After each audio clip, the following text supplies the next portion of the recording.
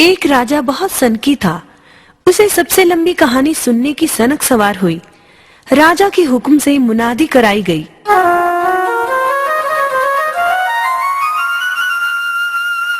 सुनो सुनो सुनो सुनो सुनो सुनो, महाराज धीराज का हुक्म है कि जो उसे सबसे लंबी कहानी सुनाएगा उसे रामगढ़ की जागीर तथा एक मुंह मांगा इनाम दिया जाएगा। मगर जिसकी कहानी लंबी ना हुई उसे कारावास में भी डाल दिया जाएगा। सुनो सुनो सुनो सुनो सुनो सुनो। यह सुनकर दूर दूर से कहानीकार आए, परंतु राजा को संतुष्ट न कर पाए। कहानियां तो लंबी थीं, परंतु राजा सोचता, कहानी तो सुन ली है, अब व्यर्थ में जागीर क्यों दूं? धीरे धीरे बहुत से कहानीकार कारावास में बंद कर दिए गए। एक कहानीकार के नौजवान बेटे को अपने पिता का कारावास में बंद होना बहुत खला।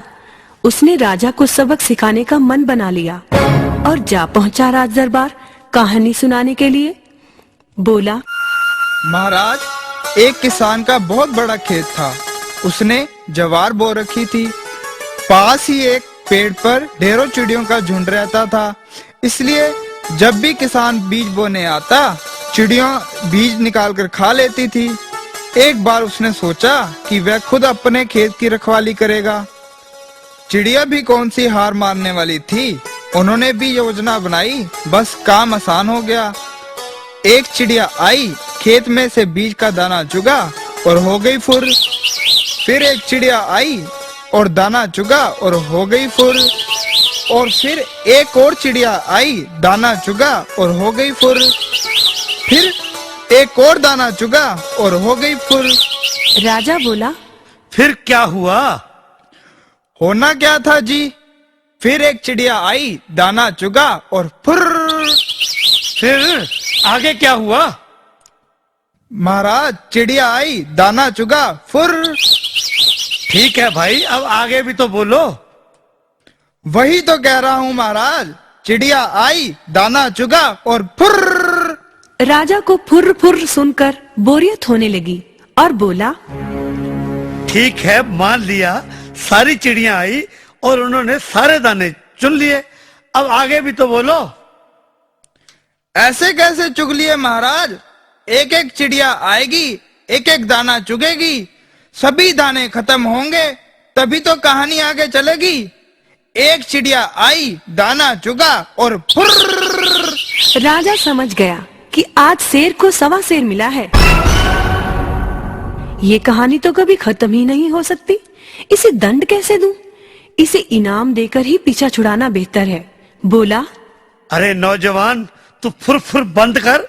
सचमुच तेरी कहानी सबसे लंबी है। तुम्हें रामगढ़ की जागीर इनाम में दी जाती है। परंतु महाराज, मेरा मुंह मांगा इनाम। हाँ हाँ, वो भी बोलो, तुम्हें क्या चाहिए? मेरा इनाम यही है कि आप सभी बंद कहानीकारों को छोड़ दें। बिना बात किसी को सताना अच्छी बात थोड़ी ही है। इससे राजलक्ष्मी नाराज हो जाती है और देश और राजा दोनों ही नष्ट हो जाते हैं। मैं चाहता हूँ कि हमारे वतन पर ऐसी विपदा कभी ना आए। बात तो तुम्हारी ठीक है।